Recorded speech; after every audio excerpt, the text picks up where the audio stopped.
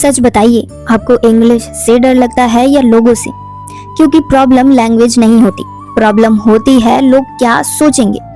मैं आपको ऑनेस्टली बोलूं, ये सिर्फ आपके साथ नहीं होता, ये मैंने खुद फील किया है।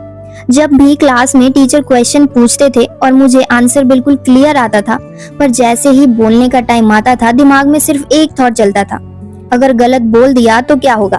और ये थॉट मुझे आंसर करने नहीं देता था। मैं आपको सच बताऊं, इंग्लिश से डर लगने के सिर्फ 3 रियल रीजन होते हैं जो कोई भी ओपनली नहीं बोलता। पहला, लोग हंसेंगे। दूसरा, गलती करने का फियर। और तीसरा, परफेक्ट बोलना है वरना नहीं बोलना। और ये तीनों चीजें मिलके आपको बोलने ही नहीं देती। और सबसे अजीब पार्ट पता है क्या है? आपको आता है पर आप बोल नहीं पाते और धीरे धीरे आप खुद को कन्विंस कर देते हो मुझसे नहीं होगा। और एक और बात याद रखिए, आप इंग्लिश से नहीं डरते, आप लोगों के रिएक्शन से डरते हो। इसलिए जब तक आप लोगों को इम्पोर्टेंस दोगे, आप कभी फ्रीली इंग्लिश नहीं बोल पाओगे। प्रॉब्लम ये नहीं है कि आपको इंग्लिश नहीं आती, प्रॉब्लम ये है कि आप बोलते ही नहीं हो। आपको सब समझ आता है, पर जब बोलने की बारी आती है तो आप बिल्कुल साइलेंस हो जाते हो। सच बताऊं, मैं भी वही गलतियां करती थी जो आप करते हो इंग्लिश सीखने के लिए। मैं भी वीडियोस देखती थी, नोट्स बनाती थी, पर बोलती नहीं थी। लगता था पहले परफेक्ट हो जाऊं फिर बोलूंगी। पर यही सबसे बड़ी गलती होती है जो हम करते हैं। और जिस तरह आप स्विमिंग वीडियो देख के स्विमिंग नहीं सीख सकते हो, वैसे ही इंग्लिश सुन के आप फ्लुएंट नहीं बन पाओगे।